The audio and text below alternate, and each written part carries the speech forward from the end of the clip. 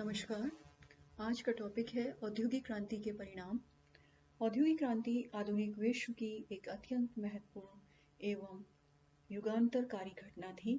यह विश्व का एक रक्तहीन आर्थिक रूपांतरण था जो उद्योगों में यंत्रीकरण की प्रक्रिया से शुरू हुआ था। इस रूपांतरण का परिदृश्य जब पूरी तरह स्पष्ट हुआ तो मनुष्य ने स्वयं को एक अलग ही लोक में पाया। एक साधारण, संतुष्ट, आत्मनिर्भर ग्रामीण परिवेश से मनुष्य भौतिक प्रगति के अद्भुत नगरीय लोक में पहुंच गया। औद्योगिक क्रांति ने संरचनात्मक स्तरों पर मनुष्य के आर्थिक, सामाजिक, राजनीतिक एवं वैचारिक जीवन को अत्यंत प्रभावित किया। एलसीए नोल्स ने अपनी book the industrial and commercial revolution in great Britain में लिखा है कि औद्योगिक क्रांति का परिणाम था नई जनता, नए वर्ग, नई जातियां, नई समस्याएं और नए साम्राज्य। औद्योगिक क्रांति की प्रक्रिया अभी भी चल रही है और मनुष्य को यह किस चरम पर पहुंचाएगी इसका अनुमान लगाना सहज ही नहीं है। औद्योगिक क्रांति के कुछ तात्कालिक प्रभाव थे और कुछ दूरगामी।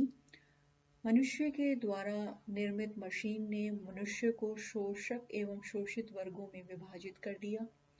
छोटे उद्योग, घरेलू उत्पादन प्रणाली नष्ट होने लगे औद्योगिक क्रांति की वजह से, क्योंकि अब मशीनों से उत्पादन होने लगा और यह घरेलू जो उत्पादन प्रणाली थी अब उससे स्पर्धा नहीं कर पा रही थी।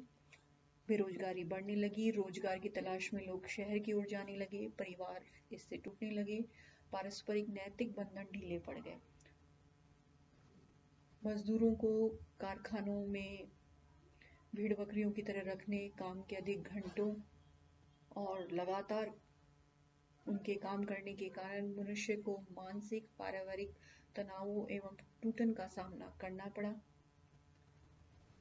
इस कारण से धीरे धीरे अपराध भी तेजी से बढ़ने लगे। शहरों में तेजी से बढ़ती आबादी ने आवास, सफाई, पेयजल, यातायात आदि की समस्याएं पैदा की। आज की सर्वाधिक ज्वलंत समस्या जो कि प्रदूषण है ये भी औद्योगिक क्रांति का ही देन है, जिसने हमारे अस्तित्व को ही चुनौती दे रखी है।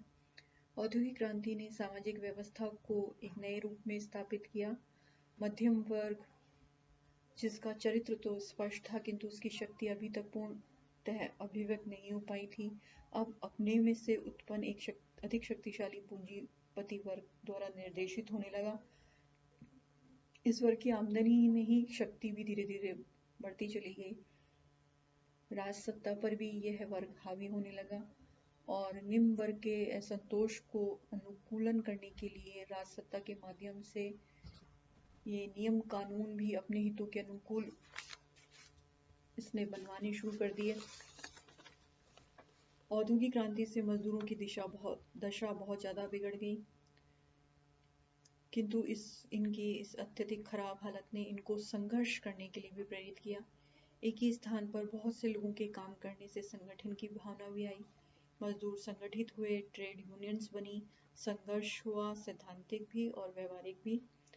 समाजवादियों द्वारा मजदूरों की दयनीय दशा की तीव्र आलोचना की गई। 1848 में प्रकाशित कम्युनिस्ट मैनिफेस्टो में दुनिया के मजदूरों को एक होने का आह्वान किया गया। इस प्रकार कार्ल मार्क्स एवं एंगल्स के विचारों और नेतृत्व ने वैज्ञानिक समाजवाद को जन्म दिया, जिसको व्यवहारिक रूप देने के लिए 1917 में रूस में तथा 1949 में चीन में महान साम्यवादियों ने क्रांति की। इस प्रकार वैज्ञानिक समाजवाद के रूप में एक नवीन सामाजिक राजनीतिक व्यवस्था का आगमन औद्योगिक क्रांति का ही परिणाम था।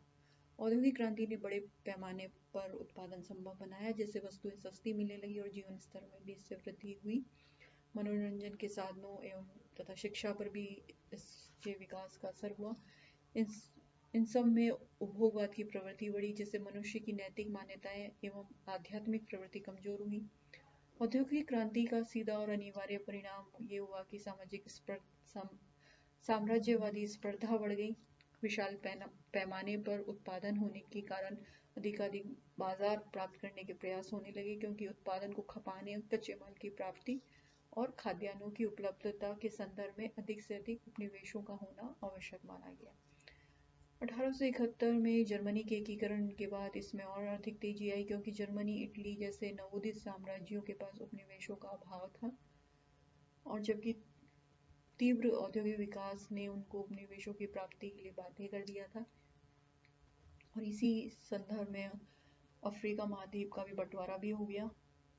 किंतु साम्राज्यवाद की भूख कभी समाप्त नहीं होती। 20वीं शताब्दी के प्रारंभ में इस स्पर्धा ने उन्माद का रूप ले लिया, जिसके फलस्वरूप प्रथम विश्व युद्ध हुआ और जनधन की अपरिमित हानि हुई। औद्योगिक क्रांति ने राज्यों के कार्यों में भी अत्यधिक वृद्धि कर दी। शहरों में बढ़ती हुई भीड़ ने यातायात प्रबंधन, नगर का व्यवस्थित विकास, विस्तार, कानून व्यवस्था की स्थिति आदि विभिन्न कार्य संभालने के लिए सरकारें विवश हुई। इसके अलावा श्रमिकों की दुर्दशा और उनसे उत्पन्न असंतोष ने सरकारों को श्रमिकों की दशा सुधारने के लिए कानून बनाने के लिए उनको आगे आना पड़ा। विभिन्न प्रकार के कारखाना कानून बनाए गए, उनमें लेबर सुपरवाइजर्स की नियुक्तियां की जाने लगी, और जर्मनी में राज्य के समाजवाद के नाम से मजदूरों के हितों के लिए कानून बनाए गए ताकि वे समाजवाद की ओर ना जाएं। और इन सभी का सम्मिलित परिणाम ये हुआ कि आधुनिक कल्याणकारी राज्य की अवधारणा हुई। तो इस प्रकार रैमसे मेयर के जिन्होंने अपनी किताब में लिखा है कि औद्योगिक क्रांति ने समाज में ऐसे परिवर्तन किए जो इंग्लैंड से प्रारंभ होकर निकट भविष्य में समस्त पश्चिमी विश्व के राजनीतिक और आर्थिक ढांचे में गहन परिवर्तन करने वाले थे, जिसमें ऐसी नवीन समस्याओं का जन्म हुआ जिनमें विश्व समुदाय आज भी उलझा हुआ है। धन्यवाद।